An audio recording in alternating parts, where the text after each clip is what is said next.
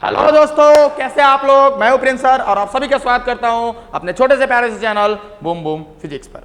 तो प्यारे दोस्तों, जैसा कि आपने देखा, मैंने 7 वाला लेक्चर अपलोड किया जिसमें पार्श्विक विस्थापन के बारे में डिस्कशन करा था हम लोगों ने। उम्मीद है आप लोगों ने वो वीडियो प्यार से देखा होगा, कमेंट भी किया। आज जो मैं वीडियो आपके सामने लेके आया हूं वो है video number lecture number 8। Topic हमारा वही ऑप्टिक्स, उसमें लेक्चर नंबर कौन सा है? 8 है। और आज मैं जो आपके सामने डिस्कस करने वाला हूं बहुत ही वीआईपी टॉपिक डिस्कस करने वाला हूं। सारा वीडियो ये सारा एकदम फुली दिख रहा है आपको? ओके। तो अभी जो मैं आज देखने वाला हूं ये बोर्ड के हिसाब से और कॉम्पिटिटिव एग्जामिनेशन की दृष्टि से, दोनों ही दृष्टि से मद्देनजर रखते हुए बहुत खूबसूरत, बहुत महत्वपूर्ण टॉपिक है दोस्तों, है ना। तो चलिए, उम्मीद है कि पिछला वीडियो आप लोगों ने बहुत ही ध्यान से देखा होगा, तभी ये वीडियो आपको थोड़ा ज्यादा समझ में आएगा। अगर आपने नहीं देखा वो वीडियो तो कृपया पीछे जाएं, यूट्यूब पे टाइप करें boom boom physics Prince sir और आपके सामने वो सारे वीडियो हाजिर हो जाएंगे।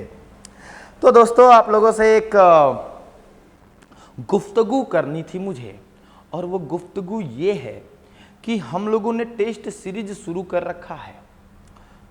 इस संडे को तो नहीं हो पाया था क्योंकि ज्योतिया का पर्व था, बहुत सारे बच्चे घर गए हुए थे। अगले संडे को हमारा टेस्ट फिर से होगा। संडे को समय 8 बजे है। जो भी बच्चे कहीं भी किसी भी संस्थान में पढ़ रहे हो, डजेंट मैटर। हमारा इंस्टीट्यूट स्टेशन रोड कतीरा में है। दो ब्रांचेज हैं, एक Indian institute of physics Prince sir जहाँ पे आप फिजिक्स आकर पढ़ सकते हो, दूसरा जस्ट उसके सामने टाइम प्लस, वहाँ पे भी आप उस टेस्ट संबंधित सूचना प्राप्त कर सकते हो, रजिस्ट्रेशन करा सकते हो। सर रजिस्ट्रेशन के नाम से पैसे पैसे पैसे पैसे की जिक्र आने लगती है कि रजिस्ट्रेशन कराएंगे तो सर पैसे लगेंगे। बेहिचक आप शांत रहें, कोई टेंशन नहीं पैसे की, फ्री ऑफ कॉस्ट सिर्फ 5 रुपये पर टेस्ट का आपसे लोगों से लिया जाएगा, और 5 रुपये आप लोगों को लाके दान पेटी में दान करना है और आके मन से टेस्ट देना है। 2 दिनों में आपका रिजल्ट आ जाता है और उसी दिन डिस्कशन आपका हो जाता है। तो कुल मिला के ये आरा के बच्चों के लिए एक बेस्ट अपॉर्चुनिटी है और कृपया आप इसे ना भुलाएं। चलिए दोस्त, आज के टॉपिक की तरफ बढ़ते हैं। तो आज का हमारा टॉपिक है क्रांति कोण। ओहो, मजा आएगा आज तो। सर क्रांति कोण तो पढ़े थे, क्रांति कोण पढ़े थे? अच्छा। चलो, क्रांति कोण का होता है, अंग्रेजी में बोलते क्रिटिकल एंगल, और हम इसको डिनोट करते हैं आई और ये छोटा सा नीचे सी। क्रांति कोण, क्रांति कोण, क्रांति कोण क्रिटिकल एंगल। आजी, तो क्या है क्रांति कोण? क्या है क्रांति कोण? क्रांति कोण समझने के लिए और आगे की चीजों को समझने के लिए चलिए थोड़ा सा मैं एक फोटो बनाता हूं। ये मैं एक लाइन ड्रॉ कर दिया मैंने एक लाइन ड्रॉ किया। ये क्यों ड्रॉ किया मैंने? ये मैं लाइन इसलिए ड्रॉ किया कि ये 2 मीडियम को अलग करे। चलो दोस्त, ये मैंने बोला कि भैया ये आपका डेंसर मीडियम है। डेंसर का मतलब सघन वाला माध्यम। ये रेयर मीडियम है, रेयर का मतलब विरल वाला माध्यम। देखिए ये समझना जरूरी है। विरल का मतलब जिसका घनत्व कम हो, जिसमें प्रकाश तेजी से चले। सघन का मतलब जिसका घनत्व ज्यादा हो, जिसमें प्रकाश धीमे धीमे चले। धीमे धीमे से मेरी जिंदगी में आना, टिंग टिंग टिंग टिंग टिंग टिंग टिंग टिंग। हाँ सर गाना गाते हैं, अरे बहुत अच्छा गाते हैं। हम गाना गाते हैं, आसपास के लोग भाग जाते हैं। देखो ये सघन है और ये विरल है। अब एक काम करो सर, विरल माध्यम से सघन माध्यम प्रकाश भेजो भेजो भेजो भेजो भेजो। यही तो भेजने का खेला कर रहा है। नहीं, यहाँ पे ऐसे नहीं भेजेंगे, यहाँ पे कहानी थोड़ी पलटेगी। और यहाँ पे कहानी कैसे पलटेगी? देखो मेरे भाई, मैं अभी करने ये वाला हूँ कि मैं अब की बार प्रकाशीय किरण सघन माध्यम से भेजने वाला हूँ। और जैसे ही मैं प्रकाशीय किरण भेजूंगा, ये प्रकाशीय किरण यहां से टक टक टक टक टक टक जाके यहां टकराएगी इस बिंदु पे।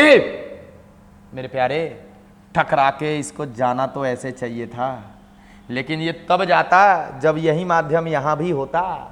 लेकिन ऐसा नहीं है, माध्यम बदल रहा है। और जब जब माध्यम बदलेगा हमारे प्यारे, माध्यम बदलने पर क्या होता है? माध्यम बदलने पर ये देखो, ये अभिलंब है।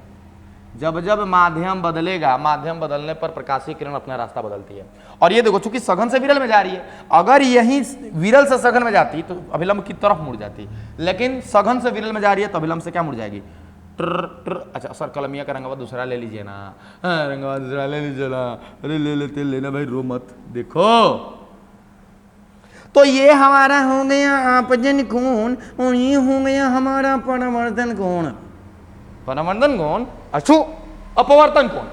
ये आई हो गया आपतन कोण और यह वह कोण है जिस पर हमारा किरण अपवर्तित हुई है, और यह अपवर्तन कोण।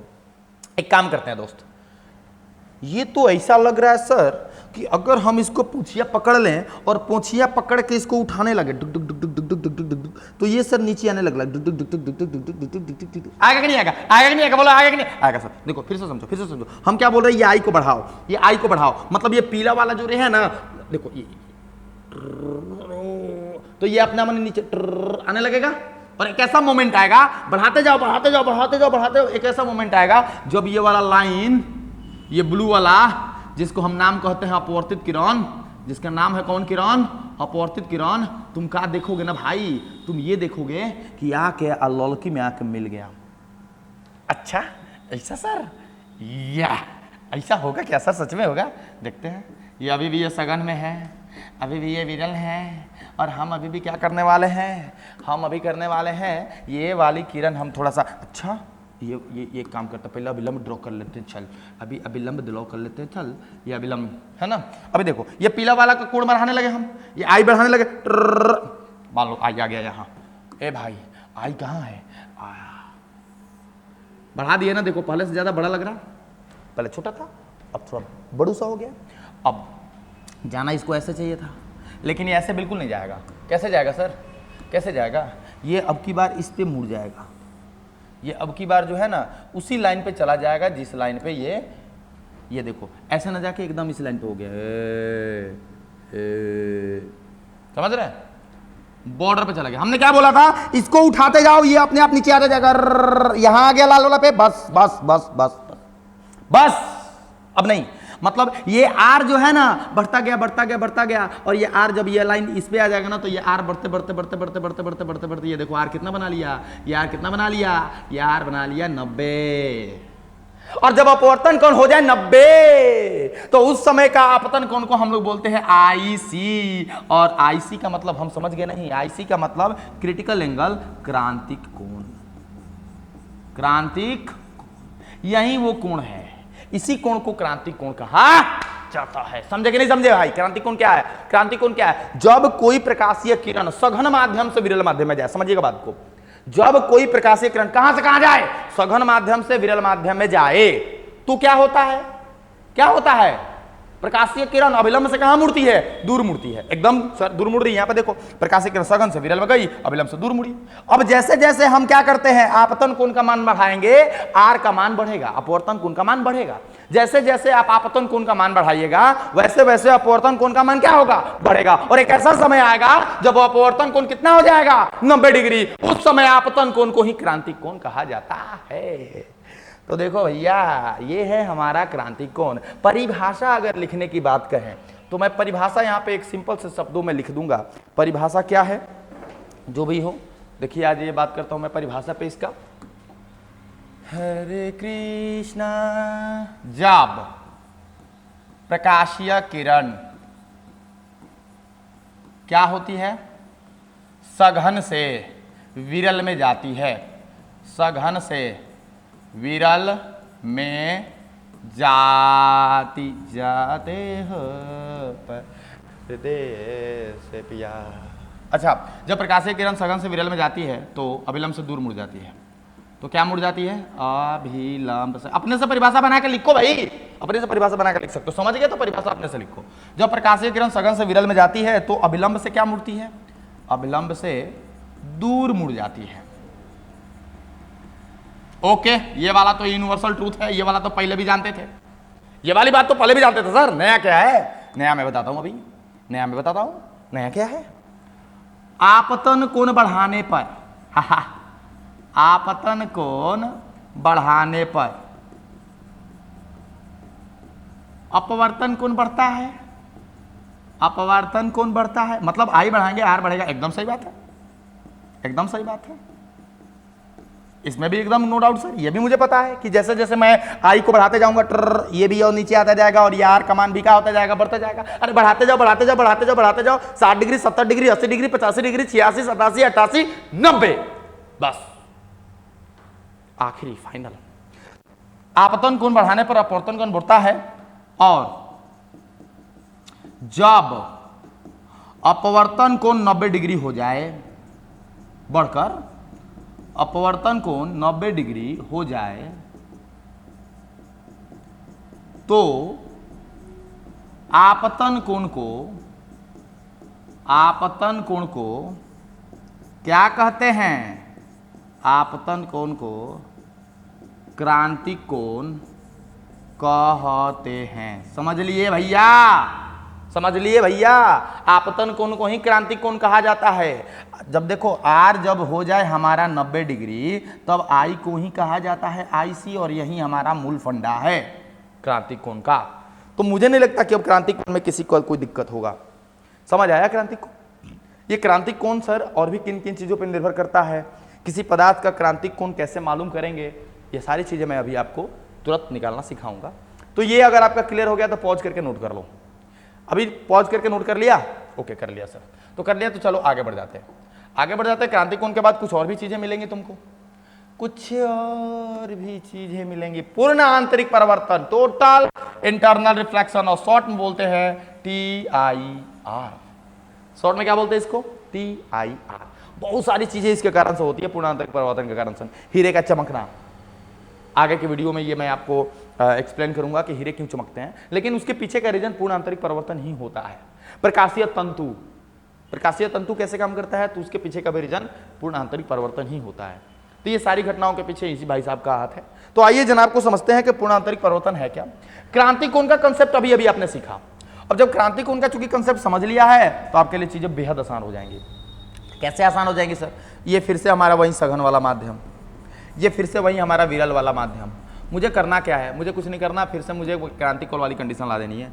ये हमारा हो गया अविलंब, और जब ये हो गया हमारा विलंब तो एक काम कर लो सर, ये लो हमने किरण भेजा, ये हो गया हमारा क्रांतिक कोण। और जब क्रांतिक कोण है तो भैया ये तो आपका सीधे सीधे जाएगी एकदम 90 डिग्री पे, मतलब कि एकदम सतह के समांतर इंटर करेगी। ये हमारा R हो जाएगा 90 डिग्री। सर थोड़ा कभी आपने सोचा है कि थोड़ा सा भी अगर हम आपतन कोण अब बढ़ाएंगे तो क्या होगा? थोड़ा सा भी अब आप इसको बढ़ाए तो आपको नहीं लगता कि ये ब्लू वाला लाइन इसी माध्यम में आ जाएगा, उधर जइबे नहीं करेगा? सोचो ना जरा, सोचो ना, हम IC से थोड़ा बड़ा करेंगे इसको, थोड़ा सा और इसको उठाएंगे उधर, तो ये कहा आ जाएगा नीचे, है कि नहीं? वही वाली चीजें मैं दिखाने वाला हूं आपको, वही वाली सेम चीजें मैं दिखाने वाला हूं दोस्त आपको। ये वाली चीज देख लो, ये देखो, ये माध्यम है हमारा, ये मीडियम है जिसको चेंज, ये सघन वाला माध्यम, ये विरल वाला माध्यम। अब मैं क्या कर रहा हूं दोस्त, ये हमने ड्रॉ कर लिया तुम्हारा अभिलंब। अच्छा, और ये रहा हमारा तुम्हारा कहानी, ये हमने जो भेजा है। अब की बार मैंने क्या किया कि आपतन कोण को बड़ा कर दिया मैंने क्रांतिक कोण से भी। अब जब आपने आपतन कोण को क्रांतिक कोण से भी मान से बड़ा कर दिया तो R तो 90 से भी बड़ा हो जाएगा ना सर। I को IC कब बोलते थे? जब R हमारा 90 होता था। आपने बोला इसको बढ़ा दिया तो सर ये भी तो बड़ा हो जाएगा ना, और ये जब बड़ा हो जाएगा 90 डिग्री से, तो ये 90 डिग्री से जब बड़ा हो जाएगा ना सर, तो ये वाला लाइन को क्रॉस कर जाएगा। और ये कहाँ से चला जाएगा भैया? ये कहाँ से चला जाएगा भैया? ये देखो, ये कहाँ से चला जाएगा भैया? ये तो मैंने कट कुट कर दिया सर। कोई बात नहीं, कोई बात नहीं बेटे, कोई बात नहीं, आ जाएगा रास्ते पे। अब जब ये 90 डिग्री से बड़ा हो जाएगा तो ये इसी माध्यम में वापस आ जाएगा। ऐसे देखो, ये वाली किरण, और अब हमारा जो ये R आएगा, it is larger than 90 degree, क्योंकि I भी तो आपने क्रांतिक कोण से बड़ा कर दिया। आप ध्यान दे भाई मेरे, यहां पे देखो तुमको क्या दिख रहा है, आपने क्रांतिक कोण के मान को बड़ा किया, आपतन कोण का मान क्रांतिक कोण के मान से बड़ा कर दिया, तो अपवर्तन कोण का मान 90 डिग्री के मान से बड़ा हो जाएगा। और अब करा रहे थे अपवर्तन, करा रहे थे क्या? अपवर्तन। लेकिन क्या लग रहा है अपवर्तन ऐसे ही होता है? अपवर्तन में माध्यम, एक माध्यम से प्रकाशित किरण दूसरे माध्यम में जाती है, लेकिन यहां तो सघन माध्यम से गई, सघन माध्यम में आ गई, विरल माध्यम में तो गई ही नहीं। एक तरह से ये परावर्तन हो गया, हो गया कि नहीं हो गया? और इसी घटना को कहा जाता है पूर्ण आंतरिक परावर्तन। भैया हमने सघन माध्यम से विरल माध्यम में भेजा, हमने सघन माध्यम से क्या किया? विरल माध्यम में भेजा, लेकिन हमने आपतन कोण को क्रांतिक कोण के मान से बड़ा कर दिया। तो ऐसे में हुआ ये कि जो किरण, प्रकाशीय किरण को विरल माध्यम में जाना चाहिए था, वो दूसरे माध्यम में न जाकर उसी माध्यम में वापस लौट आई, और इस पूरी प्रक्रिया को हम लोग बोलते हैं पूर्ण आंतरिक परावर्तन। तो देखिए दोस्त, इसको अगर मैं लैंग्वेज में लिखकर आपको परिभाषित करना चाहूं तो बड़े सिंपल शब्दों में इसको कर सकता हूं कि जब आपतन कोण I का मान अब किससे बड़ा हो जाए?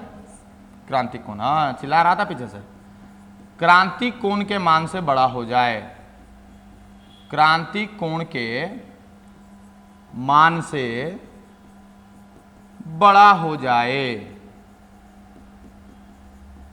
तो अपवर्तन कोण का मान, अपवर्तन कोण का मान 90 डिग्री से बड़ा हो जाता है, 90 डिग्री से क्या हो जाता है, बड़ा हो जाता है।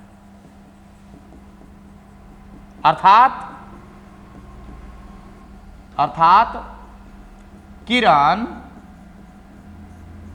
उसी माध्यम में पुनः वापस लौट आती है, वापस लौट आती है। इस प्रक्रिया को पूर्ण आंतरिक परावर्तन कहा जाता है। इस प्रक्रिया को क्या कहा जाएगा, पूर्ण आंतरिक परावर्तन TIR कहा जाता है। तो दोस्त मुझे लगता है कि ये कहानी आपको क्लियर हो चुकी होगी। पूर्ण आंतरिक परावर्तन क्या है, क्रांतिक कोण समझ गए। अब आप अपवर्तन कोण को क्रांतिक आपतन कोण को क्रांतिक कोण के मान से थोड़ा बड़ा करो, थोड़ा बड़ा करो, ज्यादा बड़ा करो, जितना बड़ा करना करो, बड़ा करोगे बस वो खेला हो जाएगी, है ना, तुरंत ये उसी माध्यम में वापस लौट आएगा और इसी घटना को हम लोग बोलते हैं पूर्ण आंतरिक परावर्तन। दोस्त क्लियर है तो आप इसको नोट कर लीजिए। नोट कर लिया। कुछ कंडीशन और भी मैं आपको दिखा देता हूं। सवाल 2 नंबर का पूछ सकता है बोर्ड में कि पूर्ण आंतरिक परावर्तन के शर्तों को लिखें। क्या शर्त है, तो दोनों शर्त आपको यहां दिख जाएंगी। पहला शर्त सर कि आपतन कोण का मान जो होना चाहिए क्रांतिक कोण के मान से बड़ा होना चाहिए, और दूसरा शर्त क्या होना चाहिए कि आर जो होना चाहिए 90 डिग्री से क्या होना चाहिए, बड़ा। वो आप एक ही, ये वाली कंडीशन और ये वाली कंडीशन एक ही है। मुख्य कंडीशन जो है, कभी भी पूर्ण आंतरिक परावर्तन करना हो, कभी भी आपको क्रांतिक कोण का मान प्राप्त करना हो, तो ये दोनों ही चीजें तभी मिल सकती है जब प्रकाशीय किरण सघन से निकलकर कहां पर जाए, विरल माध्यम में जाए। तो भैया अगर सवाल आपसे पूछ दे कि पूर्ण आंतरिक परावर्तन की शर्तों को लिखें, पूर्ण आंतरिक परावर्तन की शर्तों को लिखें, जैसे ये पूर्ण आंतरिक परावर्तन हो गया और आपसे पूछे इनकी शर्त, तो शर्त में 2 शर्त आप आराम से लिख सकते हो। पहला नंबर शर्त कि प्रकाशीय किरण कहां से कहां जानी चाहिए, प्रकाशीय किरण सघन माध्यम से विरल माध्यम में जानी चाहिए, है ना, सघन माध्यम से विरल माध्यम में जानी चाहिए। और दूसरा वाला हमारा जो शर्त है वो क्या है, दूसरा वाला शर्त कि आप आपतन कोण जो रख रहे हो ना वो क्रांतिक कोण के मान से बड़ा रखो, तब आपकी ये कंडीशन फुलफिल हो जाएगी। आपतन कोण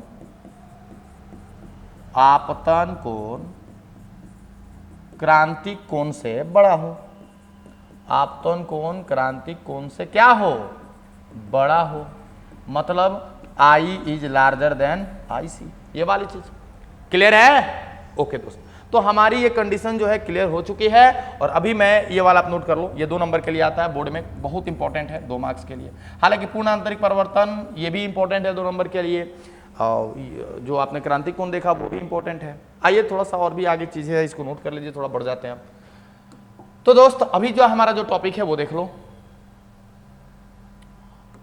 अपवर्तनांक एवं क्रांतिक कोण में संबंध।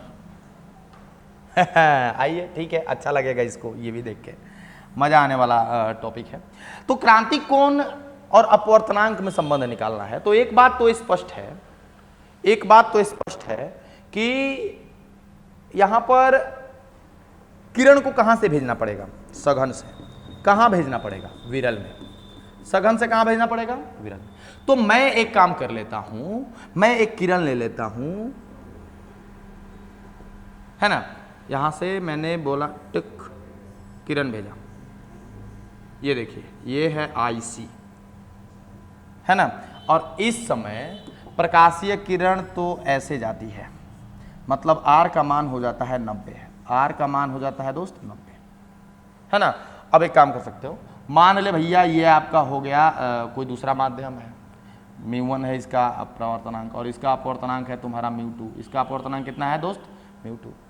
यही है क्रांतिक कोण। तो मुझे करना क्या है, क्रांतिक कोण μ1 बराबर मान लो, अगर मैं किसी माध्यम से हवा में भेज रहा हूं, अगर मैं किसी माध्यम से हवा में भेज रहा हूं प्रकाशीय किरण को, किसी माध्यम सघन माध्यम से हवा में भेज रहा हूं, तो μ1 म्यू हो जाएगा और μ2 हमारा 1 हो जाएगा।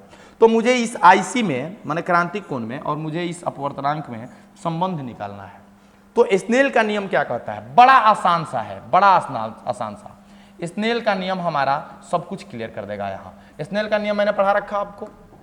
स्नेल का नियम में क्या पढ़ाया मैंने, μ1 sin i बराबर μ2 sin r। Okay, μ1 sin i बराबर μ2 sin r। ध्यान देते रहिएगा, ध्यान नहीं भटकना चाहिए दोस्त, ध्यान भटक गया तो बस मैं सारा खेला जो हो जाएगा ना, गड़बड़ हो जाएगा। μ1 sin i बराबर μ2 sin r। μ1 कितना है, μ1 म्यू ले लो, sin i sir, sin i के जगह पे, i के जगह पे तो हमारा IC है, कंडीशन IC है। ओके, μ2 के जगह पे सर 1 है, और sin r इज 90 डिग्री, तो r के जगह पे हम लोग देंगे sin 90। Okay sir, okay. तो ये हो गया mu sin IC equal to 1 into sine 90 is also 1, 1 into 1 1। तो यहां पे आ गया कि sin IC equal to 1 upon mu, 1 upon mu. Look at this, sin IC equal to 1 upon mu. और यहां से अगर आप IC निकालना चाहें तो साइन इनवर्स 1 अपॉन म्यू। ये तब का कंडीशन है मेरे प्यारे भाई, जब आपको किसी माध्यम का अपवर्तनांक देके क्रांतिक कोण का मान पूछे। अब यहां से चीजें थोड़ी पलट भी सकती हैं, यहां से चीजें पलट भी सकती हैं। चीजें कैसी हो सकती हैं, मान लीजिए कि आपने ये निकाला जब आपको अपवर्तनांक देके क्रांतिक कोण पूछे। उलट के पूछ सकता है कि जब क्रांतिक कोण का मान देके अपवर्तनांक पूछे, यहीं से मैं निकाल रहा हूं। तो ये हो गया mu into sine IC, mu into sine IC equal to 1। तो म्यू इज इक्वल टू, तो मैं आराम से यहां पे लिख सकता हूं ना दोस्त, म्यू इक्वल टू मैं आराम से यहां से लिख सकता हूं 1 अपॉन साइन IC। ये कब का है, जब आपसे क्रांतिक कोण का मान देकर क्या पूछे दोस्त, अपवर्तनांक पूछे। तो यहां से आप बढ़िया सा काम कर सकते हो, खूब बढ़िया से यहाँ पे आपका कांड हो जाएगा। कोई दिक्कत हो तो कमेंट जरूर करिएगा, मुझे नहीं लगता कि दिक्कत होगा। आप इस वीडियो के देख के पूरा का पूरा कंप्लीट नोट्स बनाइए दोस्त। आइए देखते हैं, शायद इस पर एक न्यूमेरिकल भी होगा, न्यूमेरिकल भी देख लेते हैं। यहाँ पे आप देख रहे हैं दोस्त, एक सवाल है आपके सामने। मुझे लगता है कि ये सवाल आपको खुद से ट्राई करना चाहिए, मेरी हेल्प नहीं चाहिए इसमें। चाहिए, देख रहे हैं सर, देख लो देख लो देख लो, नहीं चाहिए नहीं चाहिए, खैर मिला लो। एक माध्यम के लिए वायु के सापेक्ष, देखो वायु के सापेक्ष बोल दिया ना तो सापेक्ष की बात ही नहीं करो। क्रांतिक कोण का मान 45, ओहो IC दे दिया भैया, IC दे दिया, वो भी कितना डिग्री, 45 डिग्री। IC दे दिया 45 डिग्री, तो उस माध्यम का अपवर्तनांक, लो हो गई बात हमारी भैया। क्रांतिक कोण का मान देके अपवर्तनांक पूछ रहा है। अभी अभी आपने देखा कि सर अगर मुझे म्यू निकालना हो, क्रांतिक कोण का मान दिया हो, तो मैं ये वाला फॉर्मूला आसानी से यूज करूंगा कि नहीं करूंगा, बोलो हाँ या ना, हाँ या ना में आंसर दो मुझे। तो भाई यहाँ पे म्यू का हम लोग ले लिया म्यू बराबर में साइन IC का वैल्यू दिया हुआ 45। और आपको मालूम है साइन 45 का वैल्यू कितना होता है, आपको मालूम है साइन 45 का वैल्यू कितना होता है, 1 बाई साइन 45 का होता है 1/√2। यह √2 चला जाएगा ऊपर और यहां से आपको एक सिंपल और सुंदर सा वैल्यू आ जाएगा √2। तो भैया ये हमारा अपवर्तनांक है, और अपवर्तनांक के साथ ये आप देखो आपका ऑप्शन नंबर हो गया कौन, ऑप्शन नंबर हो गया बी। तो दोस्तों आप लोगों ने ये पूरा वीडियो देखा और आप ध्यान देके देखिएगा तो आपको पूरा मजा आएगा। उम्मीद है ये पूरा का पूरा लेक्चर आपको पसंद आएगा और ये NCERT के सिलेबस से है सवाल। तो दोस्तों ये पूरा वीडियो देखिएगा और अपने दोस्तों मित्रों में आप शेयर कीजिएगा। मिलते हैं अगले वीडियो में, तब तक के लिए जय हिंद।